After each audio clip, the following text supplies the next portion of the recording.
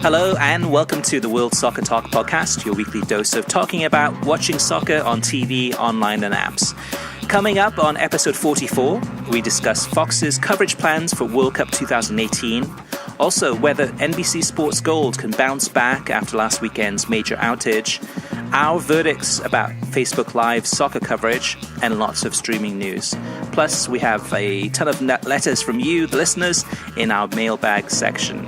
My name is Christopher Harris, aka The Gaffer, and I'm joined by Kartik Krishnaiyer. All right, Kartik, so let's jump right in. For any new listeners, this is a podcast really about covering the media that covers the sport. So oftentimes we talk about the games we've been watching, but also kind of hone in on a lot of the analysis and coverage that we're getting. So let's start off there, Kartik, and talk about, let's start off with the Champions League. That's probably the freshest in our minds. What are your thoughts about the job that Fox did this week? Yeah, I was really encouraged by what Fox did in the studio this week. They replaced Rob Stone with Ian Joy, who was one of my personal favorites, and I thought that was really appropriate. And Ian Joy directed the conversation with the studio analysts in a very different direction than Rob Stone would, drilling deeper than giving these very basic questions and these very kind of soft questions. Jovan Kirovski replaced Alexi Lalas. This was a big move in terms of upgrading the quality of analysis in the studio, the actual emphasis on the games that were being played and the clubs playing those games and some of the key players and tactical side of the game. So that was a great upgrade. There was no MLS or U.S. men's national team talk other than when it came to Christian Pulisic, which is an obvious place when Borussia Dortmund was preparing to play Real Madrid. But other than that, there was no real emphasis on Major League Soccer and the U.S. men's national team. One of our great criticisms of the Fox pregame show for the UEFA Champions League is it's basically U.S. men's national team report or Major League Soccer report, more U.S. men's national team. And you'll bring Grant Wall on, and Rob Stone will be talking about the national team. Alexi Lalas will be talking about the national team. They'll inevitably try and keep Eric Ronaldo out of the discussion because his views on U.S. soccer don't concur with the company line, if you will. So I thought this was very good. I hope Kirovski is kept in studio, and I hope that Ian Joy continues to be called in to host, or Kate Abdo, one of the two. We'll see how Fox plays this, and maybe Lawless will focus on Major League Soccer and the U.S. men's national team, other Fox properties, FA Cup, perhaps getting ready then for Russia 2018. Oh, and also Brad Friedel not being in the studio. Friedel's level of analysis isn't necessarily as in depth. Now, I hate to keep having this comparison. We've had this comparison for 25 years, right? But Friedel versus Keller, because that was always the competition for the U.S. goalkeeper. I watch Casey Keller when he's on the Seattle Sounders broadcast and when he's on the ESPN FC program, and I think that he's much more willing to drill deep with his commentary necessarily than Friedel is. So at least at this point, as commentators, Keller is a little bit ahead. Maybe Friedel, like happened in real life as the goalkeeper, will eventually win the number one job. I completely agree, Kartik. It's one of those strange things because essentially for Fox, this is their B team. So you got Ian Joy, Jovan Kirovski, Eric Ronaldo, really stepping in for Rob Stone, Alexi Lalas, and Brad Friedel. And I wouldn't get our hopes up too soon, Kartik. Reason being is that I think that Rob Stone and Alexi Lalas especially were away in New York for their basically the press conference or kind of invitation-only media event to talk about the World Cup, and we'll get more into that in a little bit. But that's my thinking is that Fox is this is just a temporary lineup, and then in next match week maybe in October we'll get them back. Let me point this out. I forgot to point this out. Jovan Kirovski, even though he was a reserve player generally on these teams, has played and trained with some of the biggest clubs in Europe. clubs that are in the Champions League: Manchester United, Borussia Dortmund, Sporting Lisbon, and others. So having that voice, and particularly an American voice that has trained and played at those sorts of clubs, is so important when you're covering the biggest European club competition. Mm-hmm. And I think Karofsky is a guy that if he's not going to be showcased here, maybe Turner Sports, when we saw him do the game with BN, right, with Phil Shane. So he's obviously a bit of a free agent. Which game was that? US Honduras. Maybe Jovan Karofsky is a good shout for Turner Sports if he's not going to be showcased at Fox.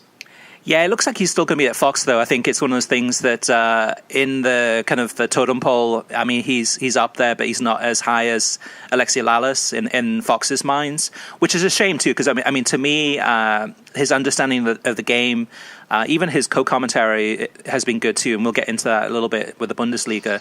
But it's interesting, too, I mean, because really, I mean, look at Ian Joy, Jovan Karofsky, and Eric Rinaldo.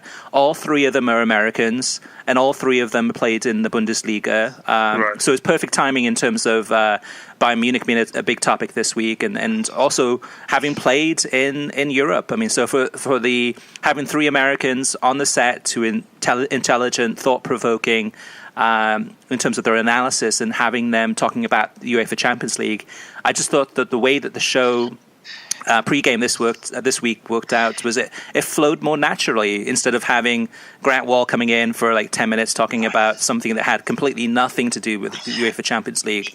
Yeah, and I think Karofsky, it's just I don't want to obsess too much on one personality, but it's an important one to look at, because we have this obsession with the U.S. men's national team that a lot of other countries don't necessarily have with their national team versus club teams, right? Versus guys' success at the club level.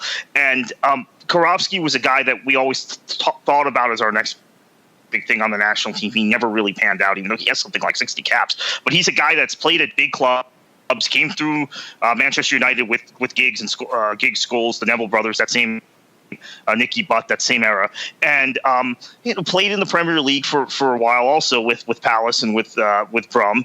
So he's a guy that has different perspectives at the club level than a lot of even the most successful U.S. men's national team players have, because they played much of their career in MLS, or if they were in Europe, they were at one club. So I think his experience as he develops as a co-commentator and as a studio analyst is so important, because his perspective, there are very few Americans who have played at the clubs he's played at. Mm-hmm. And that's something to remember. Yeah, I think for me personally, as far as the pre-game, halftime, and post-match, this is some of Fox's best work in a long time in terms of UEFA Champions League. I'm not sure if it's coincidental or not, but last week we reported about John T. Whitehead, who is the producer over at Fox Sports that quit the company and has gone on to, well, I don't even know where he's gone now, but he's gone on. So I don't know if that's part of the equation too, and whether maybe now the actual production is better because of him not being there, or not. Who knows? But at the end of the day, I thought Fox did a great job, and hopefully these guys, hopefully they'll get some really key roles in the World Cup coverage too. And again, we'll get more into that a little bit later. Kartik, Facebook Live also. Well, Facebook Live. Let's leave that one because that's going to be our featured topic of the week. So the Fox coverage of the Champions League you want to wait on, Facebook Live coverage. Yeah. So we'll cover that in our featured topic of the week. Now, in terms of some of the other games we've been watching, let's kind of go into Bayern Munich against Wolfsburg. That was the the game on Friday. I enjoyed this one, Kartik. I enjoyed it for two reasons. One, I enjoyed the match. It was competitive, which is rare to say when you're watching Bayern Munich in the Bundesliga. But the other thing I really enjoyed too was just the Eric Rinaldo doing the co-commentary, Keith Costigan as far as the commentator, the whole studio setup they had. I really think that Fox is doing a fantastic job with the Bundesliga coverage. There's a lot of issues about why the Bundesliga is probably not going to get as big, but they're doing a great job. I'm really, really excited about watching more and more Bundesliga. Yeah, Costigan had 2 games this week that I saw. The Bayern-Wolfsburg game did a very good job with Eric Winalda. Then the Orlando City-Portland game with Alexi Lalas, Costigan, a former Portland Timbers player, and Lalas and Paul Tenorio actually was the sideline reporter. Was really happy to see that for that game. Fox was stretched because they had their other 2 games on Fox Network, so that was essentially they had to pull a third team out for that game. And Costigan had a very good week in both games, I think, calling them. And as I've said before, Lalas is very hit or miss. I thought he was on in the Portland-Orlando game. Then again, it may not be that difficult to analyze how good Valeri is and how bad Orlando was. I know Orlando fans. I know we're recording this after you beat New England 6-1. New England was down to 10 men after 6 or 7 minutes. Don't get too excited. The Portland game was a 3-0 shellacking out in Oregon, and Costigan was great in that game. He was really good in this one, and I think Winalda, as a co-commentator, it just he describes things that other American analysts aren't. Just like describes kind of mental aspects of the game during the game, and then obviously a lot of good tactical analysis from him. So I thought this was good. After the game, the ESPN FC... Hang on, Kartik. Let me add in on Winalda there too. I think he's really in his element right now, and we'll get maybe into the news section later about maybe one of the reasons why, but he's got such great confidence at this level right now. But the way he reads the game, it's so good. It's almost like you're getting it from the mind of a coach, and you're seeing things differently, and he's explaining it really well. And that makes a big difference too, because oftentimes you get players kind of adding their perspective, or former players, but he's seeing it through the eyes of a coach, and he's seeing different things. Kind of watch out for this, watch out for that. And it's really elevating the coverage, and that's so rare to say when it comes to Fox Sports. Yeah, I think it's getting better, really, Fox's Bundesliga coverage. I mean, this is year 3. Year 1, it was as if they didn't care at all. It was a throwaway. And year 2, they made some progressive changes to improve the broadcast. But it seems like now they've got a real feel for the league. They understand the league. And if you are a Bundesliga fan, they're doing a much better job. The numbers have come up ever so slightly. We'll talk about that in the next segment 3. But it's getting to a point where we're getting comfortable with Fox watching the Bundesliga, and we're not turning the games on thinking, "Oh gosh, it's going to be a disaster." There was the one game where Warren Barton was the co-commentator, the one Bayern game earlier in the season, which was terrible. But I guess NBC has its bad days too at Premier League coverage. So right. I'm getting more and more comfortable with Fox's coverage of the Bundesliga. Yeah, me too. I really enjoy it. And actually, let me just add one more thing, Kartik, before you talk about what ESPN FC had to say about the Bayern Wolfsburg game. And that is that on Sunday I watched I didn't watch all of it. I just watched maybe the first 20 minutes of it. I had a run, but it was the Hanover Cologne game, and Steve Cherundolo was the co-commentator. Former U.S. men's national team player. So that was great to kind of... Hanover legend. Yeah, so it was great to get to have him on the commentary. That's the first time I remember hearing him. So that was a nice bonus there. So I mean, I'm thinking if you're covering the Bundesliga, that's the guy to get, right? If you're an American network, played in the Bundesliga for 15 years or so, is probably culturally, I'm just guessing, probably as German as he is American by now, because he had spent so much time playing in that league. Mm-hmm. Yeah, and he was doing the co-commentary for the World Feed, so we might get to hear him do some more games in the future too. So what about ESPN FC Friday in terms of that Bayern Wolfsburg 2-2 tie? What did they have to say about that one? Well, Burley right away said Ancelotti will be sacked by the summer. Everybody seemed shocked and incredulous about it, and Craig Burley went on to say they're not going to win the league if they play like this. Oh, they're only 2 points behind it, or 1 point behind it. Became 4 the next day, right? Because Borussia Dortmund crushed Borussia Mönchengladbach. But he said no, because the way they're going to continue to drop points in these games, and Dortmund will win the league. Everybody was kind of shocked. He doubled down again on Monday. So Dortmund wins 6-1 on Saturday. Burley on Monday said Ancelotti's gone. He's gone when they started previewing PSG Bayern. He's gone before the summer. He's going to need to win this game, or he might be gone sooner. Well, as we record this, it appears like he is gone much sooner. Mm-hmm. It appears like Burley was correct. They, of course, got beat 3-0 by PSG, a match where he sat a bunch of his bigger name players. We'll get more into that during the Facebook Live segment. So that was interesting. Obviously, the Premier League the next day. This is a subject we've talked about on the show before, Chris, and I want to get your thoughts on it. For me, Arlo White's commentary is becoming more and more tedious as we go on, and he's always paired with someone really good, right? It's either Lasso or Lee Dixon, but he is constantly talking during the game, right? Mm-hmm. Even to the point where there was one point in this game where he starts asking Lee Dixon a question, and Dixon's like, "Let's wait to watch how this plays out before I give a comment." I don't know if you were watching at that time, but he did. He's not. If you're going to talk constantly, there is. John Strong and Ian Darke are two commentators on other networks, right, in the U.S., and they both talk a lot. They talk more than, let's say, John Champion does or Mark Tyler during a broadcast. But there seems to be a level of analysis or usefulness in some of the additional commentary Strong or Darke gives. I'm not finding that with White anymore. It's just becoming tedious, to be honest with you. Maybe it's familiarity breeding a certain degree of contempt because we see him once or twice every weekend. Maybe that's it. Yeah, I think a little bit of it is a plateau, and we've talked about this in a previous episode, going back, if you guys want to go back into the archives, about how NBC Sports has seemed to have hit a plateau with their coverage of the Premier League in general anyway, even before the whole NBC Sports Gold debacle. But to me, it's time to change it up a bit. I mean, that's the thing that NBC Sports has done so well up until now, is making all the right decisions, again, except for NBC Sports Gold.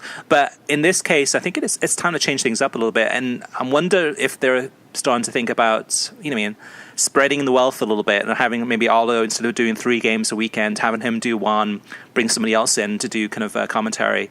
That's the concern, though, is that they wouldn't really have anyone lined up. And before they make any changes, the way that they're being going, which has been very conservative, it may not be until next season. And by that point, I think there'll be more and more people that are kind of tired and sick of him. He's okay by himself. He's not the worst commentator ever.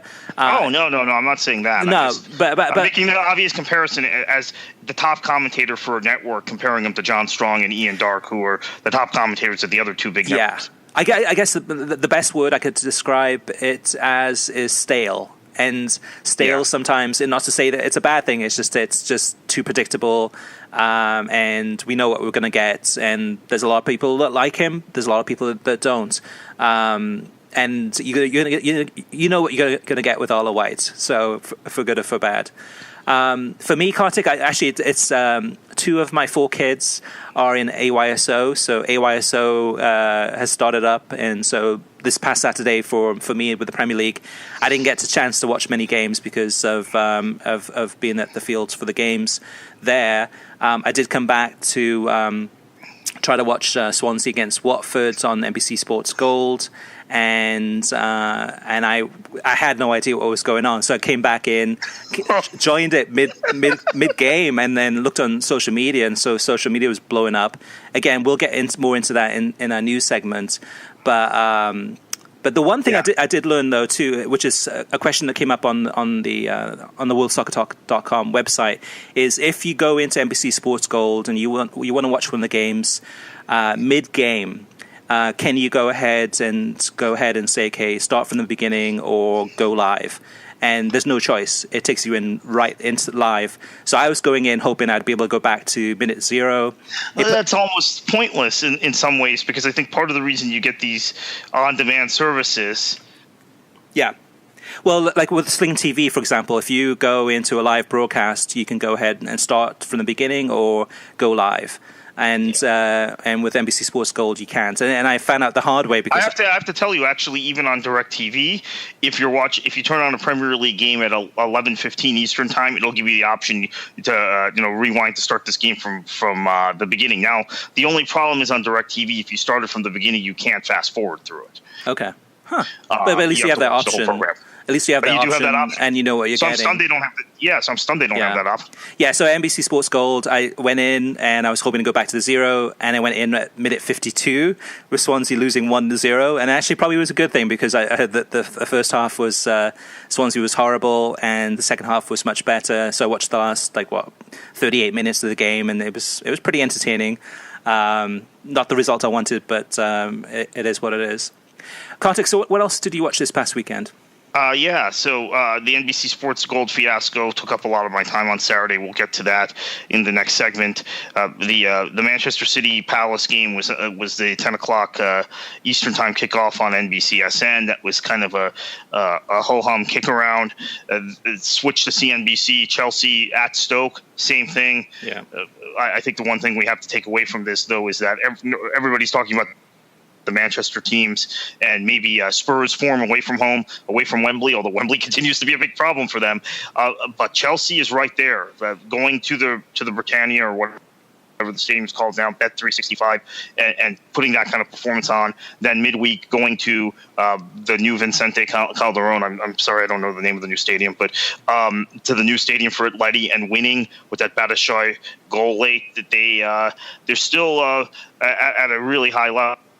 So watch that. We talked about Liverpool, Leicester. I watched Dortmund, Borussia Mönchengladbach for a little bit when I switched from the Liverpool Leicester game. It's tough because there is so little. I get annoyed by the lack of quality defending in the Premier League and the bad giveaways, particularly when Liverpool and Leicester are just a poster child for this in the league, right? So right.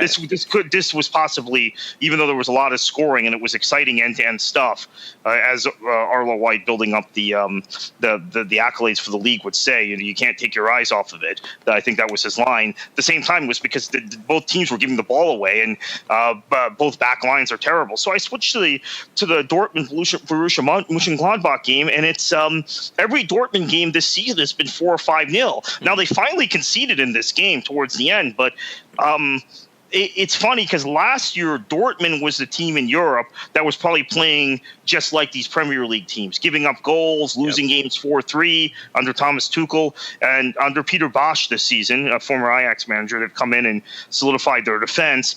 And they're still scoring the same amount of goals, so then they're not interesting to watch. So I switch back to Liverpool and Leicester and see Mignolet make the penalty save, and then the other maybe non-call. So that was yes. We talked about this in last episode, and kind of that there wasn't really a lot to talk about last week in terms of some really competitive, exciting matches. And I think I found the solution because I've had the same issue too, where there's just been too many one-sided games, and even if you're a Manchester City supporter, it gets a little bit tiring after a while. It's like, Crystal Palace is so bad. But I think I found the solution, and that's the Championship. Because I watched Sunday morning, I watched the Sheffield Derby, so the first Steel City Derby in 5 years.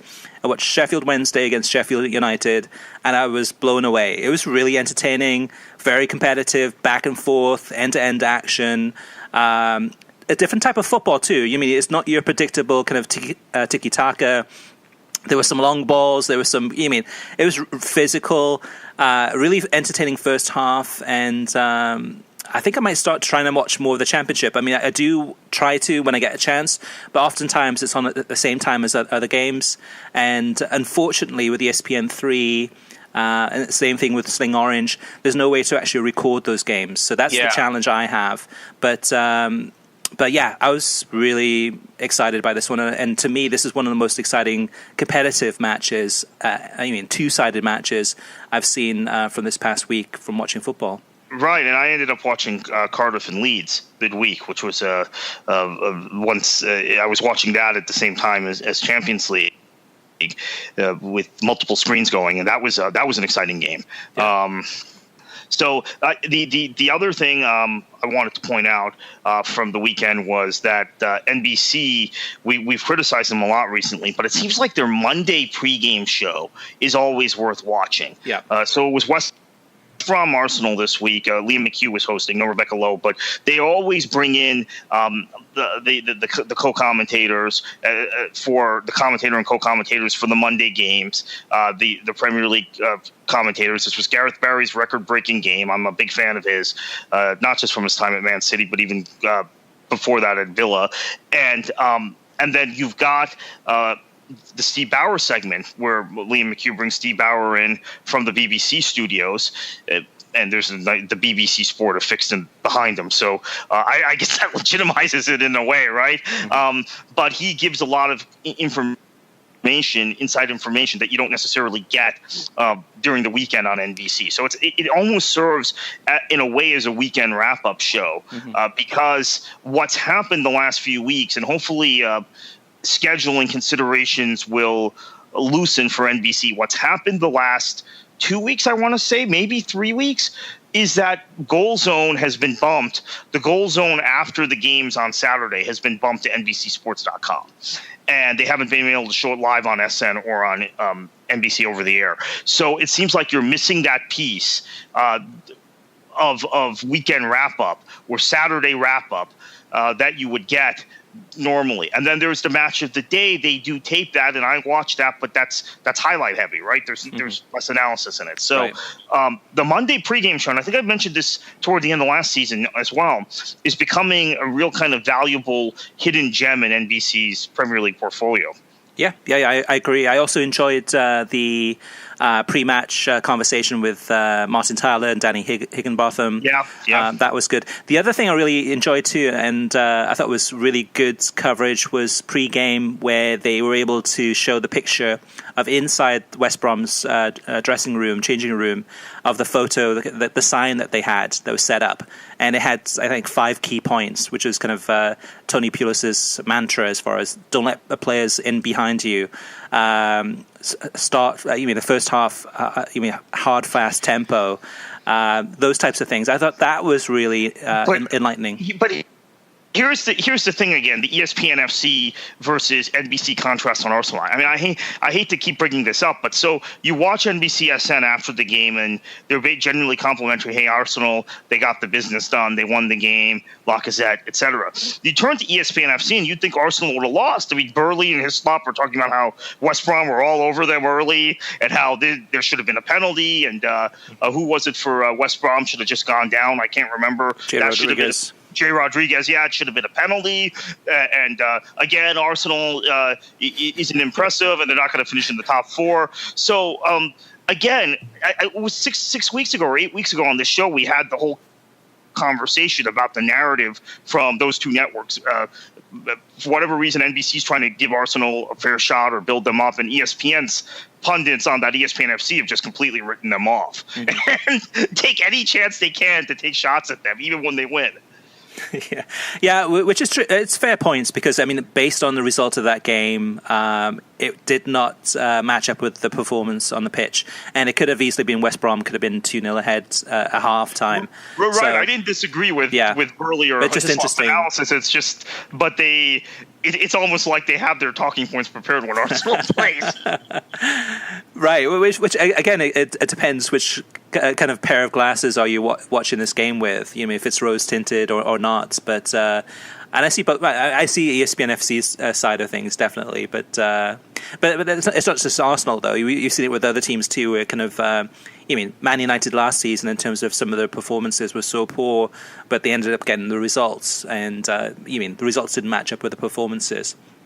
2 more things, Kartik, real fast, is I did watch Juve against Torino in the derby, the Turin derby. Really some classy goals there by Juventus on beIN Sports. Watch the Dortmund Real Madrid game. The one thing I would say is if you want to watch the Champions League, UEFA Champions League, the best way to do it still is Multi-Match 90. Really great. I watched it Wednesday on Fox Soccer Plus through Fubo. And minute by minute, those goals go flying in, and you're just jumping from game to game to game. And to me, that was definitely the most exciting way to watch the Champions League, especially when you have so many good games going on at the same time. And of course, Kartik too. Unidos Por Los Nuestros. Oh yeah, I watched that Wednesday, Tuesday and Wednesday.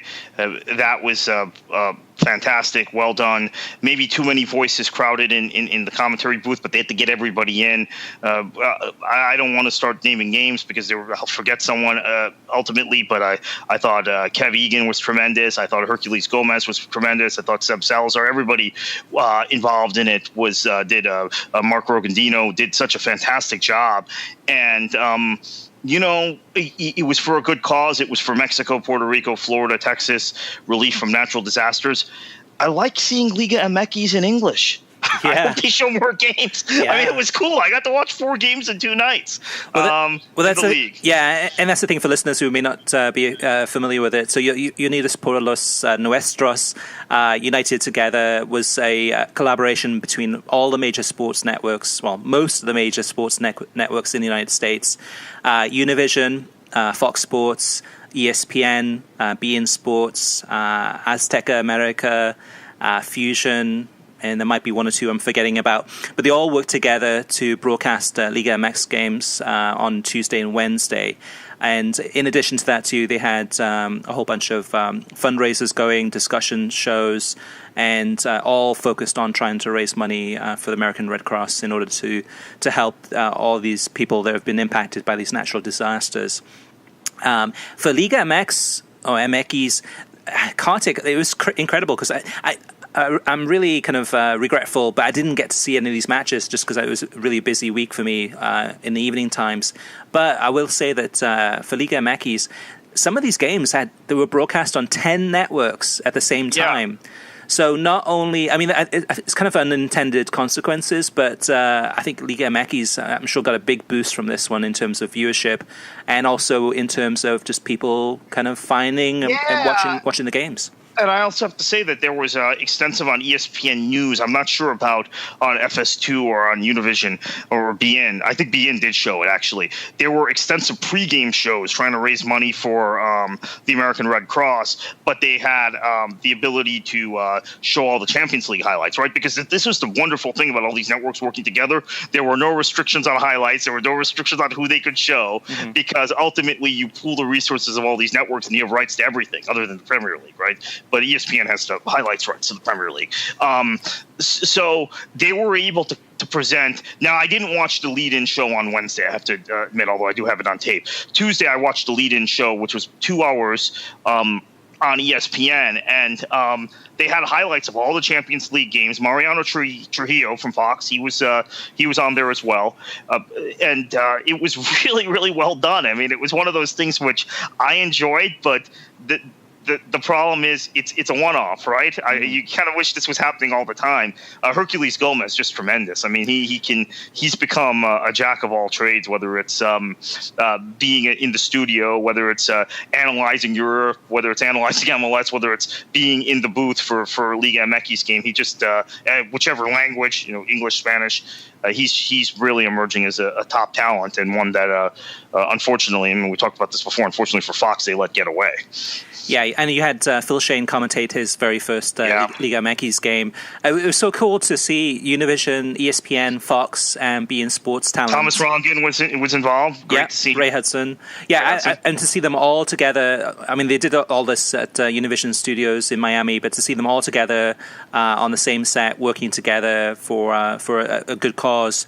And through soccer was incredible to see, and I think hats off definitely to Univision for setting this up and then working with all the different broadcasters to get this rolling. It was interesting though, Kartik, in terms of the emissions. So 2 emissions, and there might be more than that, but the 2 biggest emissions I could think of in terms of 2 companies that were not involved, as far as I could tell, in any way.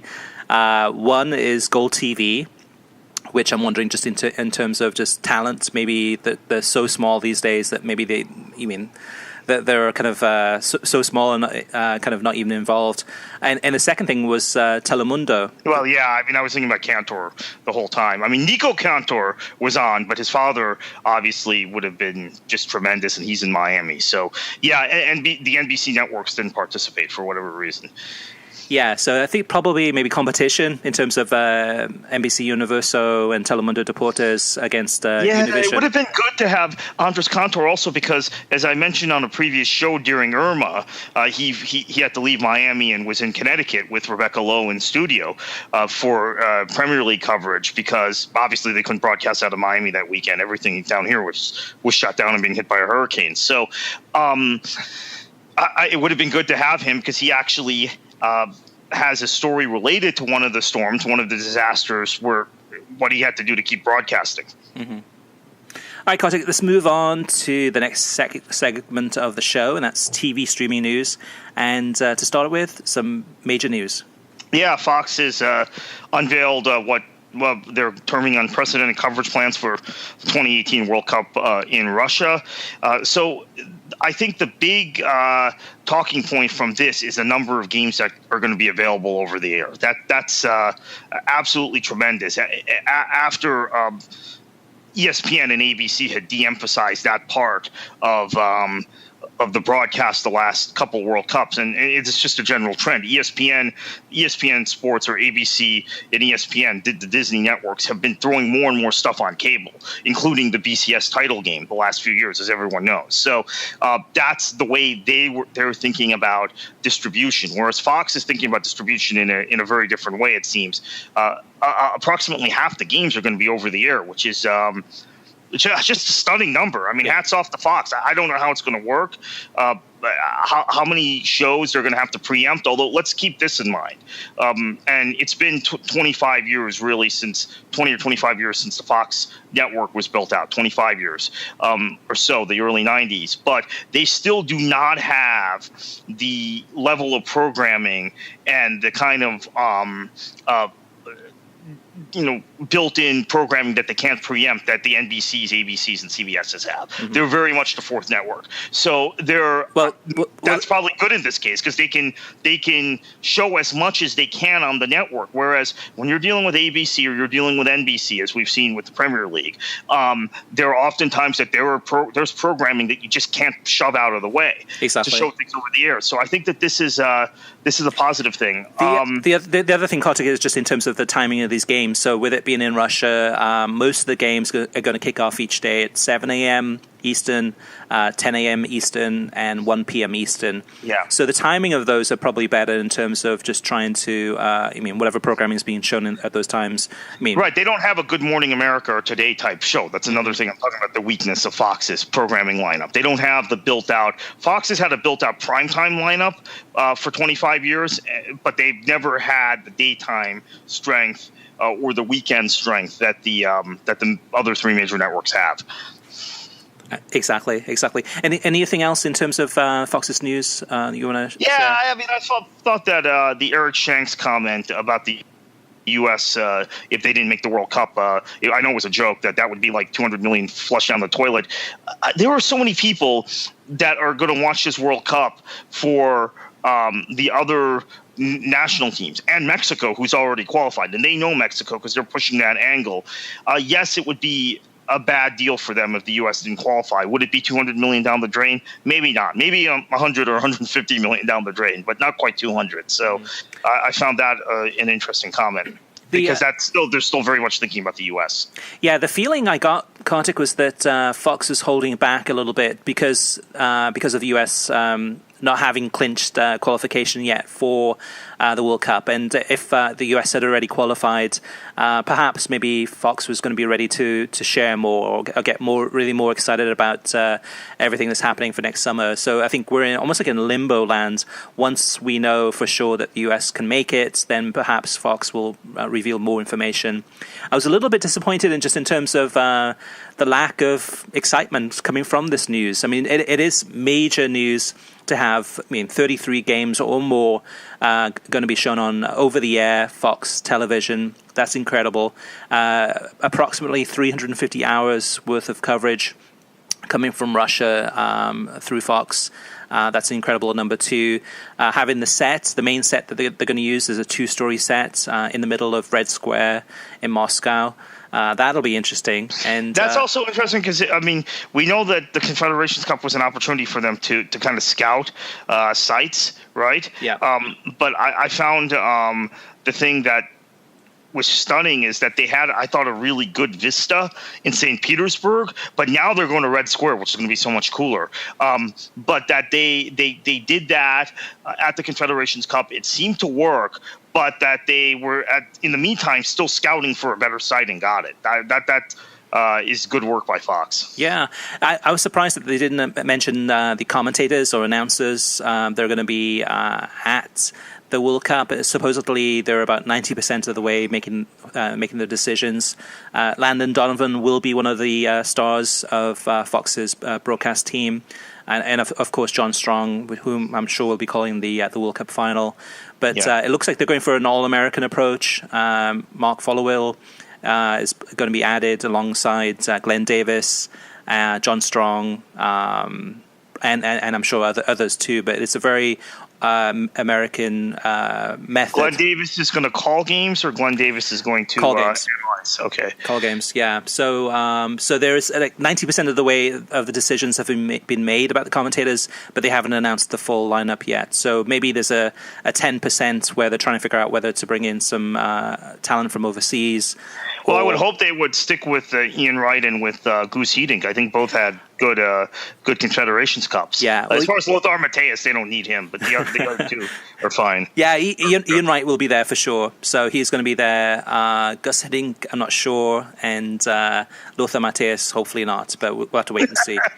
Yeah, we'll have to see. And obviously, I think that they have a depth in their ranks as far as potential analysts that we might get into a little bit in the Facebook Live segment, and talent, Rachel Bonnetta also, that perhaps we can talk about in terms of what they do during the World Cup. Now, of course, here's a consideration for Fox. Okay, they have Major League Soccer is taking a 2-week break during the World Cup, but the World Cup's a 4-week event, so MLS will play during 2 weeks of the World Cup, the final 2 weeks, and they've got games contractually they'll have to broadcast. It's tough to take a month off, though. I mean, in fairness to MLS. I know, but who's going to be watching it? I mean, who's going to be interested in going to those matches? Well, that's true, too, right. Yeah, I mean, in some places there will be. I mean, in Orlando and Seattle, people are more interested in their club teams than in anything else in football, so they'll go to the games. But in New York or L.A., they won't bother, probably. Right. So it depends. I mean, maybe MLS will schedule strategically so that Seattle has a bunch of home games during that period. Yeah. I guess at that point too, I mean, Fox would be utilizing their kind of their B team or C team in terms of the talent that they have. Well, I guess they were in that already during the Confederations Cup. Now that we think about that, they already had that issue, didn't they? That's right. Yeah, you had Tony Meola doing some of the games, and exactly. So 2 more things about the Fox's announcement this week is that one is that Fox's World Cup ratings will include out of home broadcasts. So the broadcasts that you see in bars and restaurants and gyms and other public venues, those will be included in the ratings for the first time. So that's a big deal, especially as we've seen with ESPN in previous World Cups, where there were so many people watching these games in bars, and those numbers weren't included in the TV ratings. So that's massive. The other thing is that Fox is trying to get approval from FIFA to insert 6-second ads into World Cup games. And this is something that they have to get approval from FIFA to be allowed to do this. But what they're trying to do is, I think similar to what they've been doing with MLS games, is have the split screen and have the ad running and the game on the side. Hopefully, I mean, from my behalf, hopefully FIFA says, no, you can't do that. But that's what Fox is trying to do for the World Cup. Now, Kartik, moving on, Fubo TV, the streaming service in the United States, they've made several updates to their streaming service recently, including they've added 49 new Fox markets. So perfect timing with the news about Fox having the World Cup, most of the games on the World Cup next summer.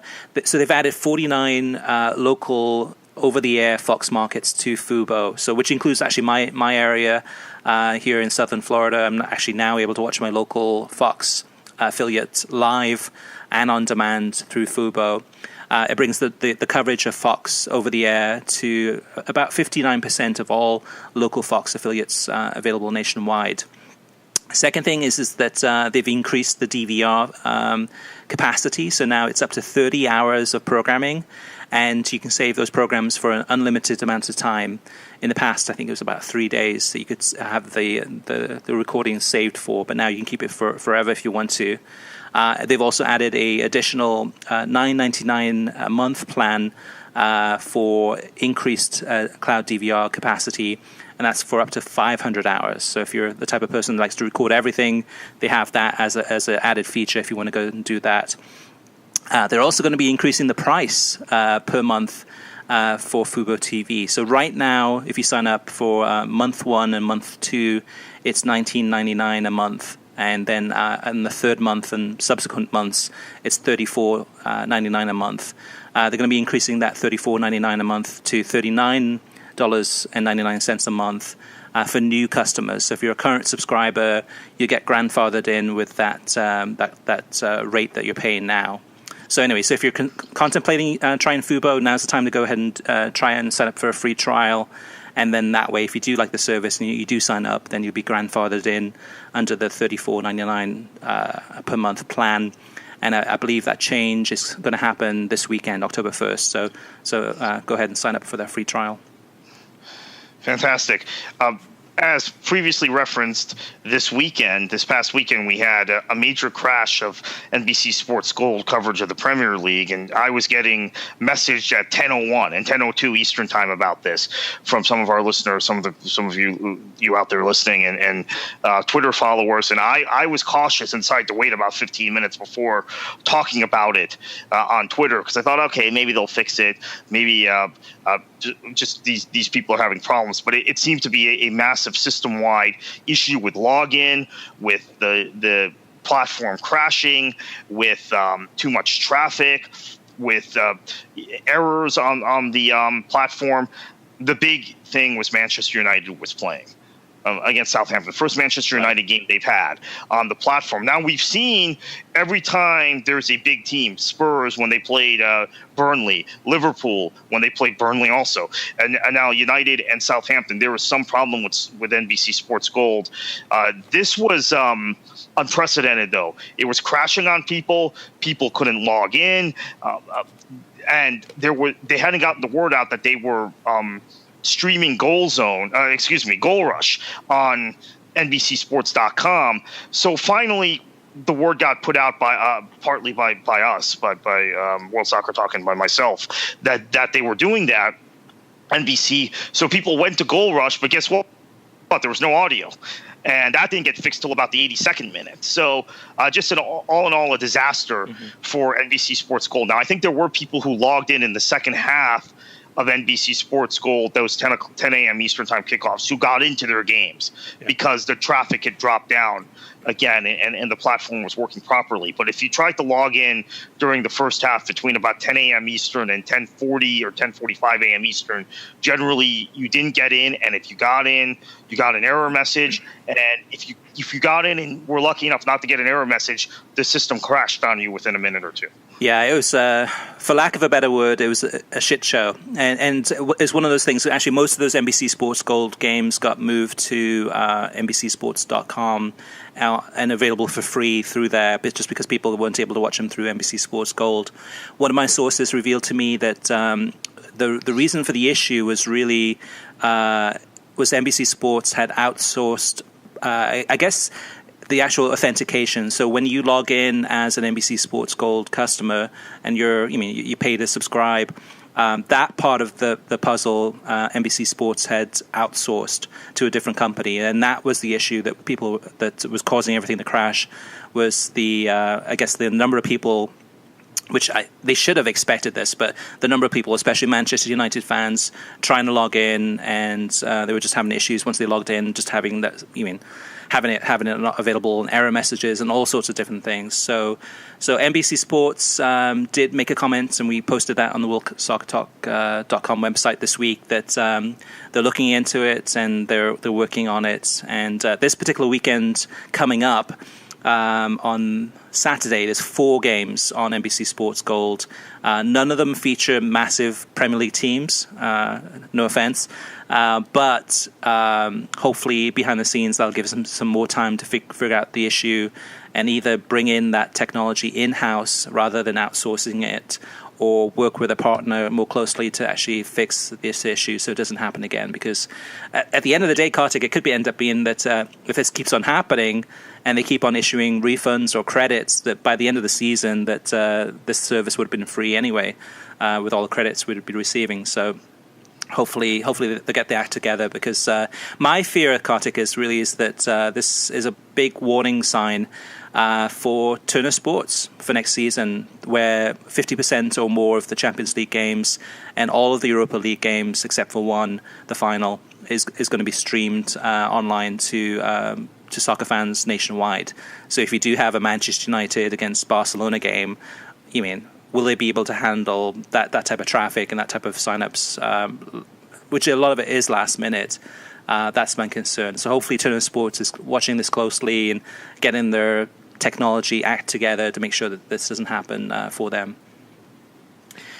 Now, Kartik, World Soccer Talk. So this is something I've been working on for, I think I mentioned this on the podcast a few times before in the past year, but I've been working on a book, e-book, which was going to be a guide to how to watch soccer legally on TV and online in the United States. And I've been working on this for the past year. Every time I'm so close to getting it ready to publish, something changes, like NBC Sports Gold is launched with a Premier League Pass, or the championship changes hands from beIN Sports to ESPN3, or iFollow is launched from the Football League, etc., etc. So what I've done is actually I've decided to put the book on hold and instead go ahead and release different kind of one-pagers, kind of summaries of each of the major leagues and major streaming services, and then make those available to listeners and readers, so you can go ahead and download this for free. So I have 4 so far created. One's for La Liga, one's for the Premier League, I got one for Sling World Sports, and then also one for Football Premier. And each of these goes into a lot of detail about what the services include and don't include, and what the prices are.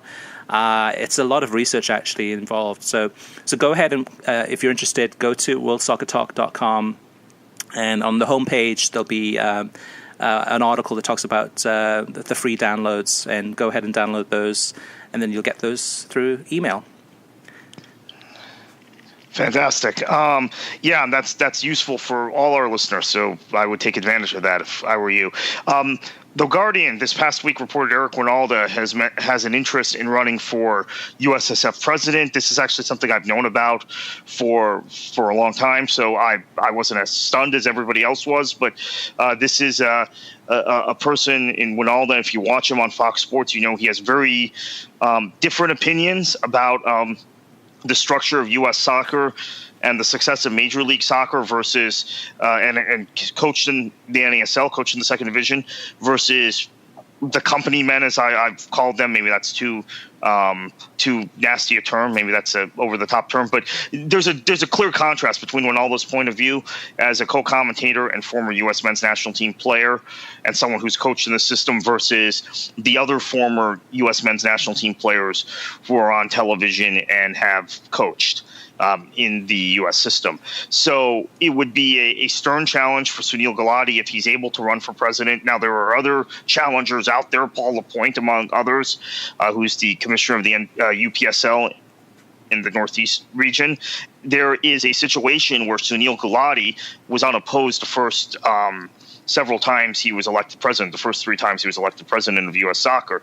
This 4th time, it looks like the combination of the issues around the hiring and sacking of Jurgen Klinsmann, the performance of the men's national team, the the antitrust lawsuit that's now been filed by NASL against U.S. Soccer, but the unhappiness of people in kind of the NASL circuit, if you will call it that, the pro-rel people, and then also to a large extent the botched situation with the women's CBA, which finally got resolved. But all of these issues have popped up to the surface, and the FIFA scandal, a big chunk of the FIFA scandal taking place on U.S. soil, to make Galati more vulnerable than he's been in the past.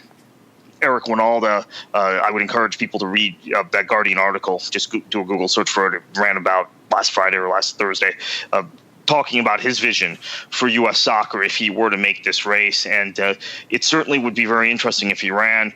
There's most of the people I talk to probably would support him, but again, I'm in one of kind of, one of the factions, if you will. But he's he's certainly got an authoritative voice and a credibility that it would be tough to match in the race. Yeah, I like the idea. I think it's somebody who will definitely shake things up, or at least try to. And I'm really excited about this, Kartik. I think hopefully he decides to run, and we'll have to wait and see in terms of the process. In terms of how democratic that process is, and if he has. I think there are a lot of powers that be that will absolutely go to no end to try and stop him. Exactly. Let's be honest about it. Yeah. I mean, they're not threatened by some of. No offense to Paul Lapointe, who I like a great deal, and some of the other people who've talked about running, but I think there's a real fear of Winalda, as we even see when he commentates, right? I mean, there's just this want to shut him up at times, from the powers that be in the game, in this sport, in this country. So I think I don't know how democratic the process will be if he runs. Honestly, I have to say that at the outset. I think if he does decide to run, I think a lot of it depends on the listeners, on the soccer fans in the United States, to stand up and really get behind him and really focus in on this in terms of supporting him and making sure that the whole process of the actual USSF presidency process is as democratic as possible, and to make sure that he doesn't get shut out, because I could see a lot of opposition forces trying to stop him, or just trying to badmouth him, or just trying to put him down and try to limit his chances of winning. So the election, Kartik, is that in February? It's in February in Orlando. Okay. All right. So I'm sure we'll be keeping listeners and readers too, also on worldsoccertalk.com, updated as we get closer to that election, and making sure that if he does decide to run, or whoever decides to run, that we get the information out there to make change. All right, so the last piece of news, Kartik, this is a big one. This one came in this morning on Thursday, and that is that the Premier League is now proposing a new way to divide up the revenue from international TV rights. Under the current deal, all 20 clubs split the international TV revenue. So, for example, last season, each club received $39 million in revenue from international TV rights. But with the amount of money increasing into the multi-billions internationally, the top 6 Premier League clubs want 35% of the money to be split based on merit. So, for example, the top 6 would get a lot more money than the clubs that end up in 7th through 20th position. So the clubs who want it to be based on the merit system are, no surprise, Manchester United, Manchester City, Chelsea, Liverpool, Arsenal, and Spurs. And according to David Kahn in The Guardian, he says that 11 of the other 14 clubs are against the idea. And I'm actually surprised that there's 3 clubs out there in that kind of other 14 that are actually perhaps for it. But maybe they think they're a part of the Big Six. Everton might be one of them. Yeah, that's what I was thinking too. Is clubs that probably think that they're kind of a top 6 club, but are not, and right. Everton probably is one of those ones, Kartik, you're right. So the Premier League clubs have scheduled a meeting for next Wednesday to decide on how that money from the international TV rights will be shared in future seasons. This could have major changes, Kartik. It would be.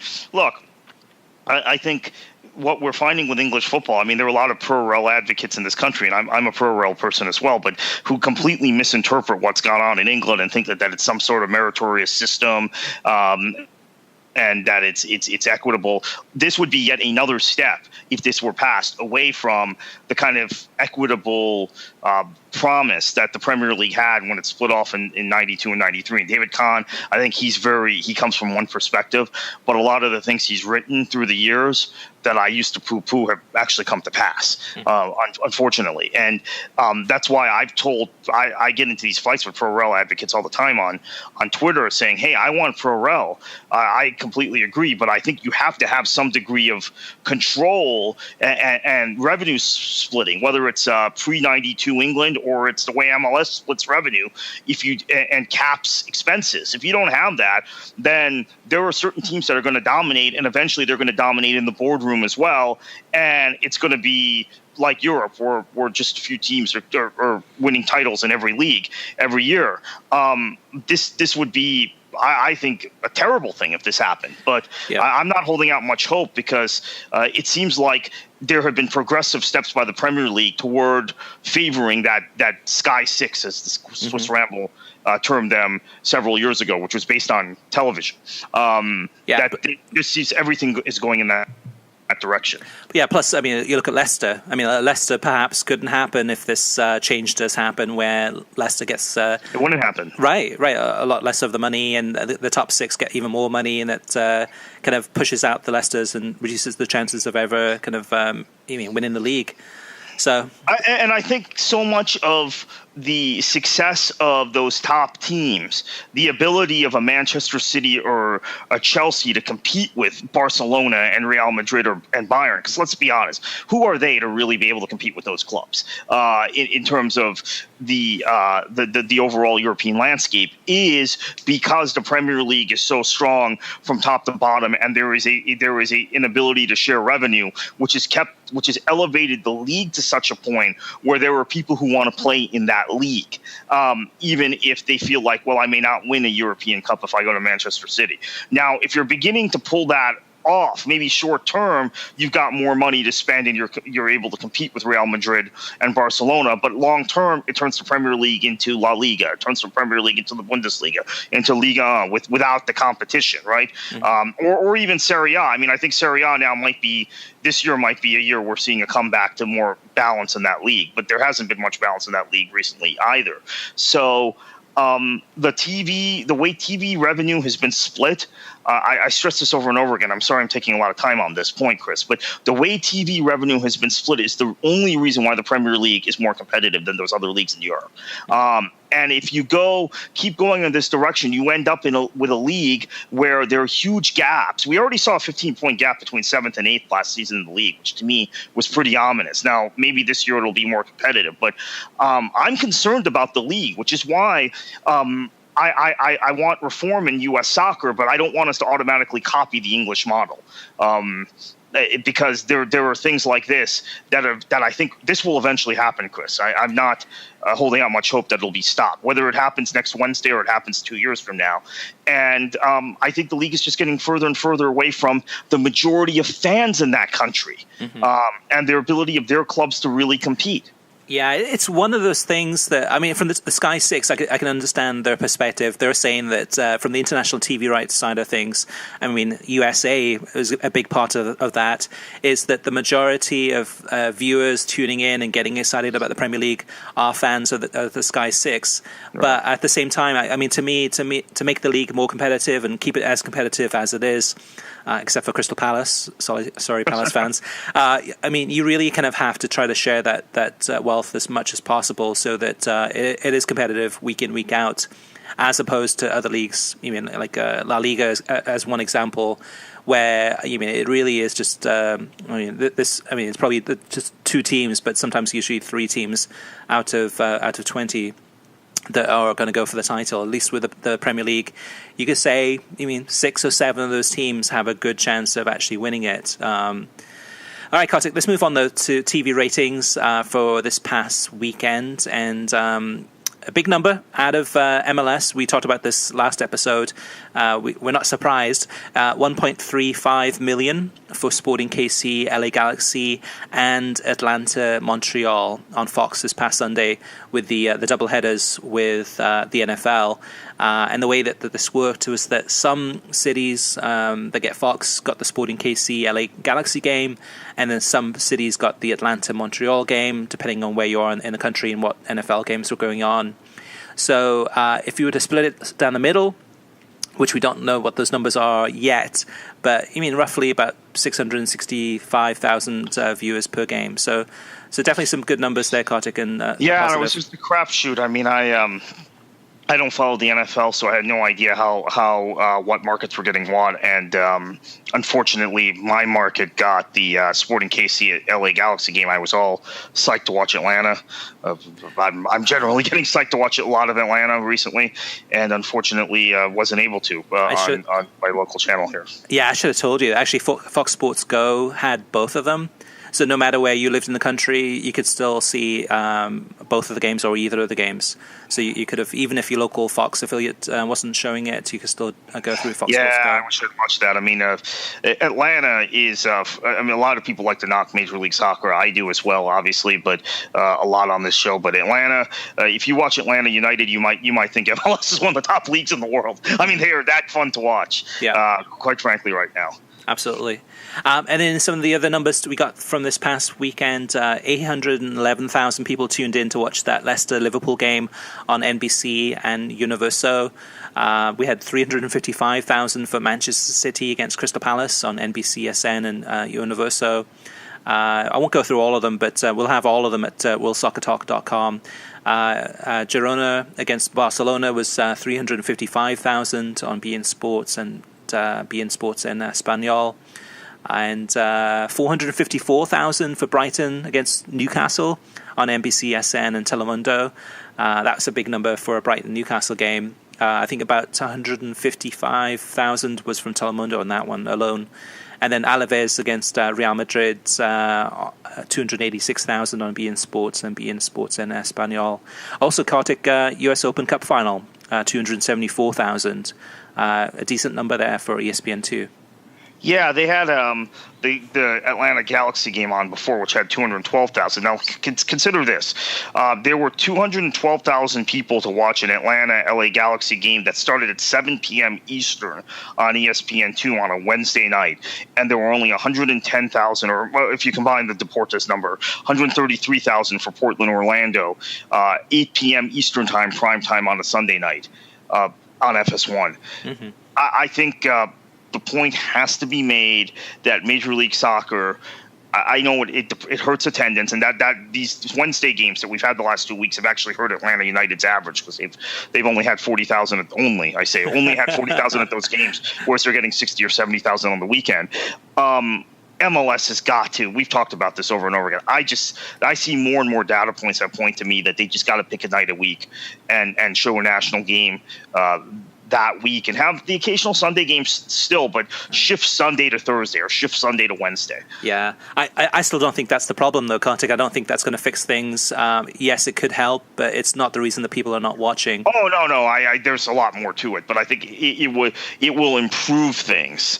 I think I'm more inclined to watch an MLS game. I mean, I'll tell you, I bought MLS Live just so I could watch midweek games like I did last night, but I also had the Liga MX games on from the charity event on my television. But I just seem more inclined to watch Major League Soccer during the week because I'm not burnt out from watching Premier League or Bundesliga or La Liga. Yeah, I agree with that. I mean, definitely the weekends, the burnout syndrome happens to the best of us too, especially after watching, kind of getting up at 7:30 in the morning or 7 in the morning and going all the way through till early afternoon or mid-afternoon, and then you've still got several more hours to go of games. That's a good point there, Kartik. A couple more numbers just from the ratings. NYCFC against Houston. This was on Unamas and Univision Deportes Network. 134,000 on that one for a really small viewing number for a game that was played in Connecticut.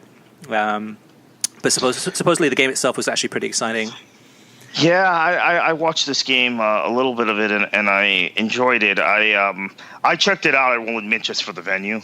Mm-hmm. Because they were playing in Hartford. Right.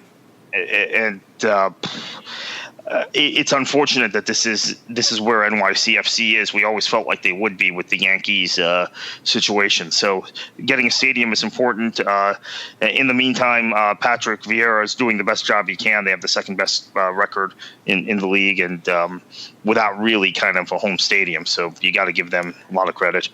And then one of the highlights then too from the Bundesliga, there was a midweek game last week, and that was Schalke against Bayern Munich. That was on FS1 and Fox Deportes on the Tuesday, I believe.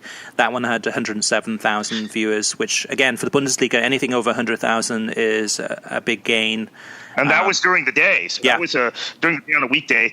Weston McKennie, American international, made his first Bundesliga start in that game for Schalke.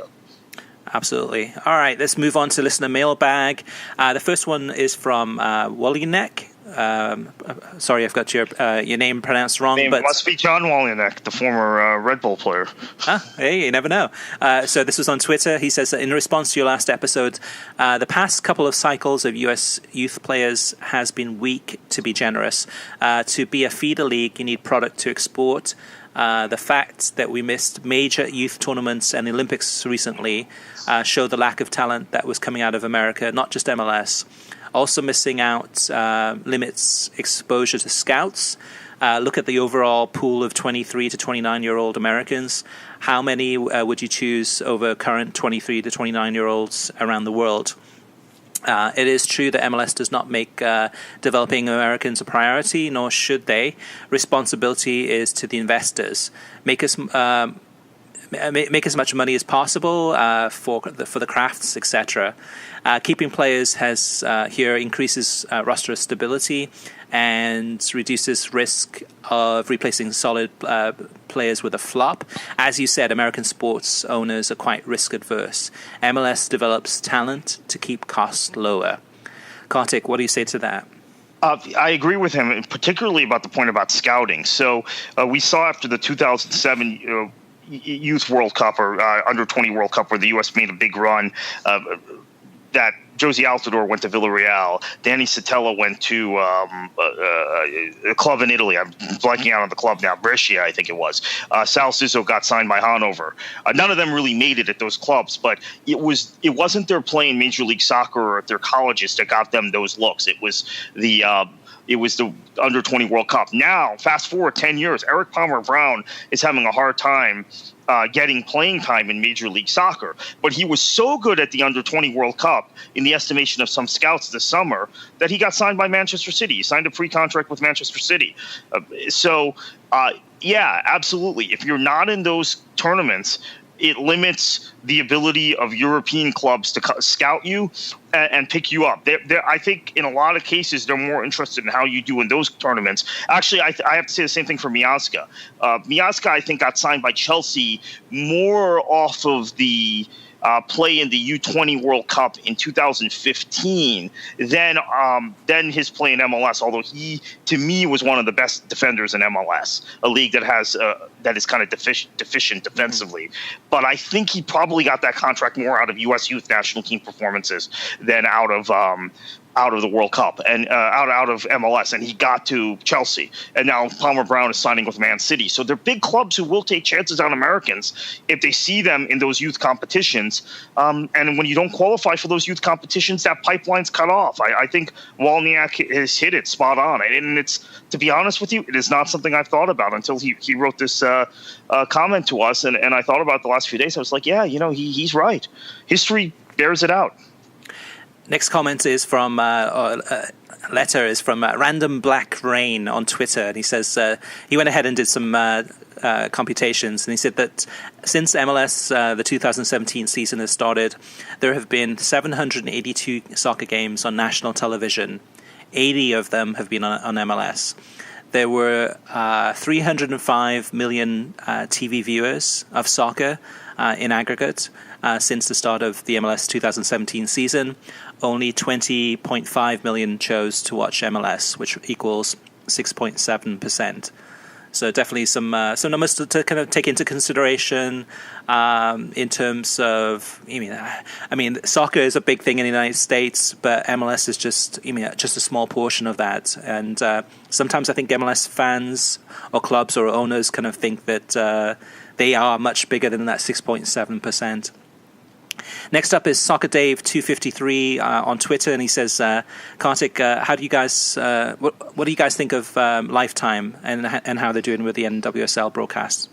I think they're doing really well. I watched them again this week, Portland and Orlando on Saturday, and they do a really good job of presenting the league and presenting the clubs and highlighting players, which I like, and the production level is off the charts. I do think the one thing I would critique is that they're very kind of self-contained in how they analyze the league, which is the way MLS was broadcast for years, right? Mm-hmm. Because there are some tremendous things going on in European club football that seem to not be talked about on their broadcasts, and competition from European clubs for some of these players. But I think that's just a personal pet peeve.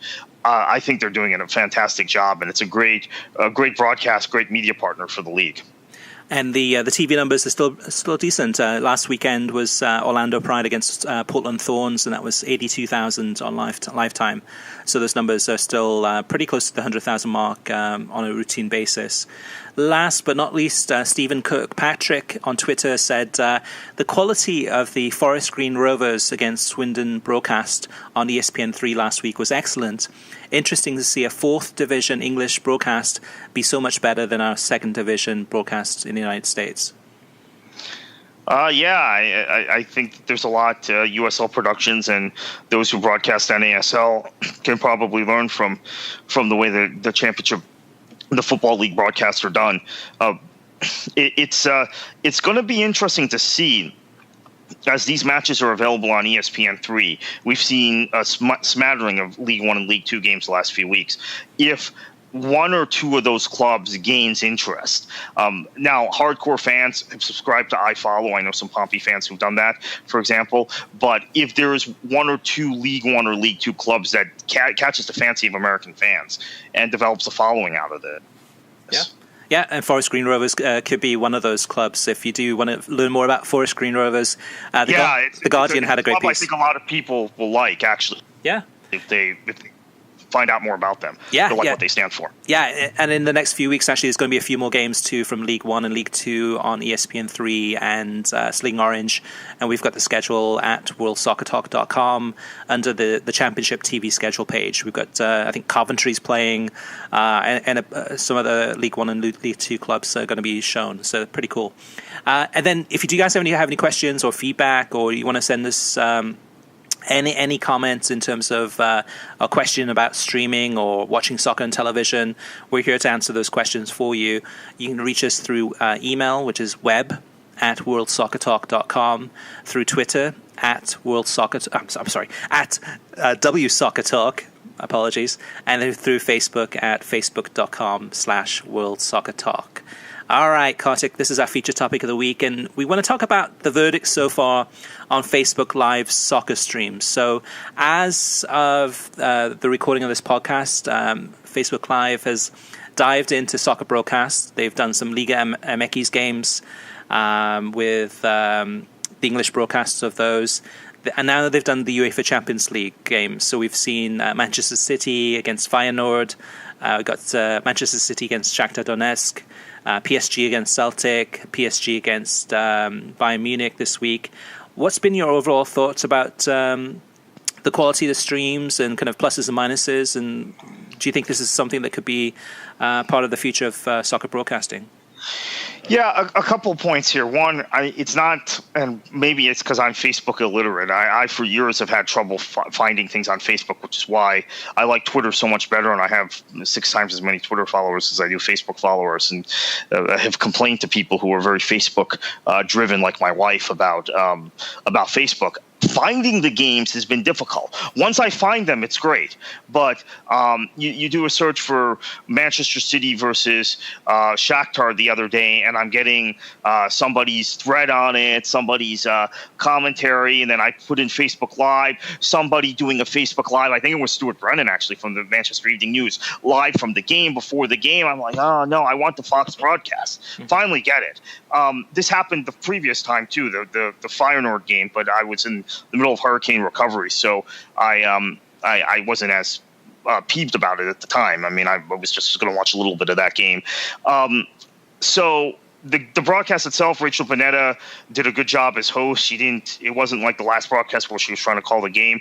I thought Brian Dunseth was incredibly good in terms of his ability to analyze Manchester City. Now, again, if you're a Shakhtar fan, I'm sorry. I guess it's just not many people know much about Shakhtar. But Dunseth in this country, even though I've seen them play in person twice in this country in the last few years here in Florida, but when they've come here during their winter break in the Ukraine. But Dunseth was really spot on in a lot of his analysis of Manchester City while he was also calling the game. So I thought he was good. Malkiot and him had good chemistry, although Malkiot didn't necessarily make the kind of analytical points that Dunseth was making. But I quite enjoyed it. I thought Dunning was really good in his element. Knows the club, knows the players in the club, so was able to provide a real high level of analysis. The question is for guys like Dunseth and Malkiot is if you end up with the random like Apoel versus Porto game, how well they'll do. It's different when you have a City, you have a PSG playing because they know those clubs. But I thought it was quite good. I like the quality of the stream. I didn't have any of the kind of problems with this stream that I had with ESPN3 the previous week with League Cup midweek. And I thought it was a very good broadcast, very clean broadcast, both the PSG Bayern game and the Man City Shakhtar game. My only complaint again is that Facebook is cluttered, and finding this stuff on Facebook takes some time. If you're not that determined to watch the match and you're as Facebook illiterate as I am, you might not find it. Yeah, Kartik, it's amazing in terms of, and again, before the show, we don't talk about these opinions, so we kind of like share them live and cold. So I don't know what you're going to say, and you don't know what I'm going to say. I completely agree in terms of how bad Facebook is in terms of search, and the same thing happened to me too. Is that I knew where the actual games were, but there were so many people on social media, on Twitter and other places that were completely lost. And the funny thing, it's funny but sad, is that on Facebook, on one of the really active soccer hardcore groups there, where you got fans every day talking about all the games, the massive soccer fans, and they had posted something on there too, saying like, where is the Man City, the PSG Bayern game? I can't find it. And somebody posted and replied to say, I think it's on ESPN. And then someone replied and said, no, I think it's on Fox Supporters. Someone else replied, I think it's on Facebook. And they're on Facebook having this conversation in real time. And I think ultimately, finally, one of them posted and said, hey, here's a link to it. And the link was to an illegal stream. It wasn't to the actual Facebook live stream, the legal stream, and that's the biggest issue. And I think it's one of those things that I think as long as Facebook search stays the same, which has stayed the same for years, anyone that's been using Facebook knows that this is going to be a fad. That Facebook Live and soccer games are going to be a fad unless Facebook fixes that, because unless they can... Yeah, I've had trouble. We haven't talked about this topic before, but I've had trouble finding the Liga MX games. I try and watch them ever so often, the Facebook Live games, and you'll do a search and you'll end up with something completely different. Right, exactly. And that's the thing, though, too. I think there were so many people, too, that were surprised.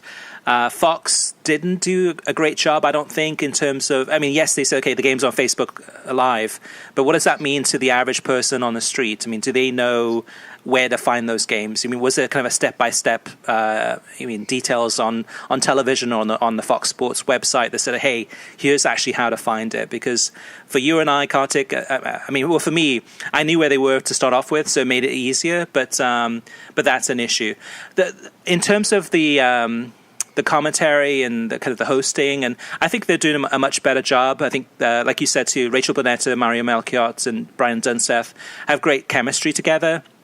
And I think in many ways that the trio there are better than when Stuart Holden was in there. Stuart Holden was okay, but these three seem to work better together.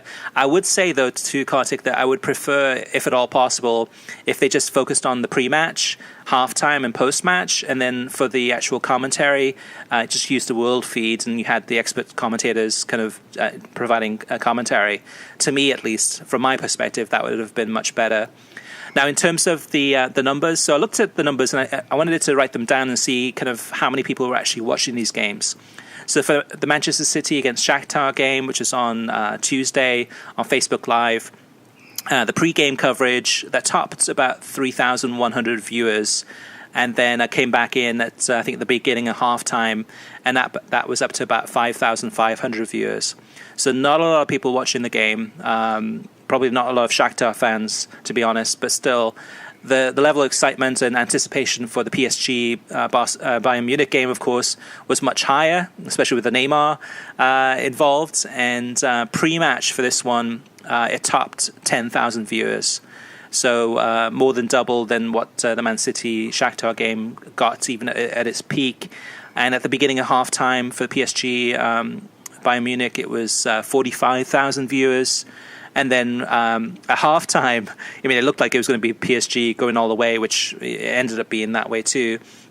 But at the beginning of the second half, it dropped it back down to about 31,000 viewers. Okay, so you're Turner Sports, and you're seeing 45,000 people are watching a stream on Facebook that Fox is putting out there. Now, do you get encouraged and think we can get all these people to buy our pay-per-view product? Or are you thinking, oh my goodness, we're cutting off our own legs because this is a free stream Fox is offering via a third-party platform, and they got 45,000 viewers? Mm-hmm. Maybe we should think twice about the paywall.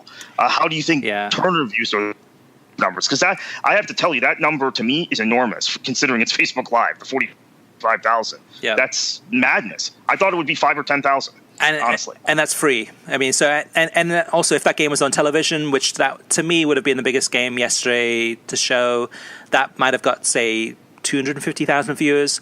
I mean, the challenge that Fox has is there's so many good games on these match days that, okay, how do you distribute all these? Because, I mean, you'd have to have so many channels to show this on television.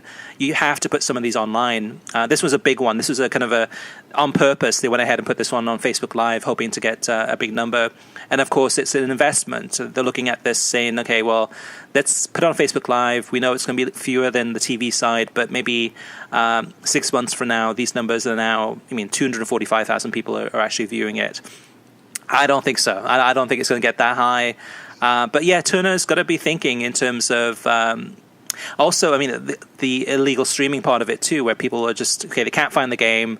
They don't know it's on Facebook Live. They're on Facebook. They can't find it. So they just go to an illegal stream again. That's the challenge. And of course, Turner will show some of these games on television.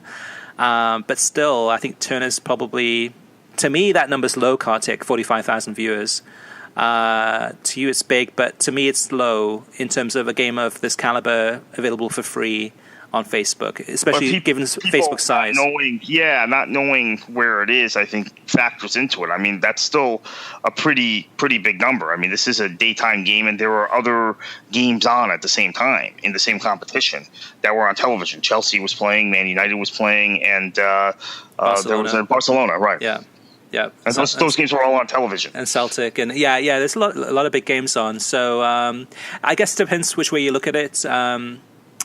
At this point, I think Turner's probably not going to make a U-turn in terms of their strategy, in terms of offering most of the games online. And I guess at the end of the day, Kartik, it's probably more down to revenue, more down to money, in terms of figuring out how much revenue they can possibly generate by offering a streaming product. Whether it's going to be a standalone UEFA Champions League product, or if it's going to be a Turner Sports product that has Champions League and Europa League and NBA basketball or something together. At the end of the day, I think it's going to be more figured on the amount of money they can generate rather than the actual viewer numbers. And so far as we've seen with NBC Sports Gold, there's been a lot of backlash. I mean, a lot of people saying, like, I'm not willing to pay. Screw it. Right. Enough's enough. I already pay so much money with my DirecTV bill. I'm not going to be paying an extra $50 for a service I was getting for free. Fox has made these games so available. This is the danger for Turner. People complain about Fox's coverage, and rightfully so. Although, again, we earlier in this show, we've given them a lot of praise for making the changes in the studio that they made, at least for this week, which really improved the broadcast. But you get so many games on television on Fox. You get the game on the Fox Sports Regional Net. You get the FS1, FS2. If there's a game kicking off in Russia or Ukraine early, you get that game too, right? Yeah. So, or Cyprus. Yeah. It's an expectation now, and I have a feeling, even though it's a different network, it might go the same direction as NBC Sports Gold, where people are like, "Hey, they gave this to us for free. It's not really free, but you feel like it's free." For years, I'm not paying for it. Yeah, you're right. So you're right, Kartik, and especially with Turner Sports, we have no idea in terms of. Hopefully they'll do a great job, but we have no idea in terms of the technology, how strong that'll be. We don't have no idea in terms of the talent, who they're going to be hiring to actually broadcast and bring these games to you. The thing with NBC Sports Gold is, if they just made the thing available on television, like they do with like they used to do with NBC Live Extra, and like they do with NBCSports.com, where you can do it on your computer, it might be much more accessible, and people may not be complaining as much. The fact that you're having to use this dedicated app, not even your web browser, is I think is a big part of the problem. And then authentication becomes an issue with that and all of this stuff. Yeah. So hopefully Turner sees that, and maybe even if they don't offer spillover channels on the television, if you subscribe, they make it possible for you to just do it in a web browser from any mobile device or your desktop computer, which will encourage people who do it at work, who are at work during these Champions League games, to subscribe now. And NCAA March Madness, they have all of these things available, Turner. So hopefully they'll do the same thing with the Champions League. But they could go down the NBC Sports Gold route, where I think not only is it a pay service, but it's a rather inaccessible pay service. Mm-hmm. Yeah, for me, it's one of the two biggest things in terms of streaming, whether it's any sports. I mean, we're talking about soccer here. Really, it comes down to quality of the stream, and then reliability, making sure that, every time I tune in to watch whatever game it is, it's going to be there. I don't have to worry about it. I don't have to worry about it crashing or going down or buffering or any of that. And at the end of the day, I don't think people are that concerned about the money part of it. I mean, the money, if you don't have much money and you're a teenager, yes. But for the most part, I think people would be willing to pay for a product that is reliable and has great quality. And that's where we're at right now, is we're not getting that. And we've had issues with NBC Sports Gold. Like you mentioned, you had issues with ESPN3. Fubo had a couple of issues this week too in terms of their Champions League coverage. And it happens. And that's where the technology's at. It's not perfect yet, and it's getting there, but I think that's, at the end of the day, that's what people are looking at more so, is the reliability and quality of the streams. Kartik, let's move on and close. It's been a long show, but a good show. And so where can Kartik, where can listeners find you on the internet? KKFLA on Twitter, or find me on Facebook or Google Plus with my name. WorldSoccerTalk.com is the website, or thefloridasqueeze.com. Excellent. Well, thank you for listening. You can get a new episode of the World Soccer Talk podcast every Thursday. Every episode is released on SoundCloud, YouTube, Stitcher, iTunes, TuneIn, Audio Boom, and WorldSoccerTalk.com. If you like the show, share it with your friends on social media and give us a review on iTunes. And Kartik, what should they do? Enjoy your football.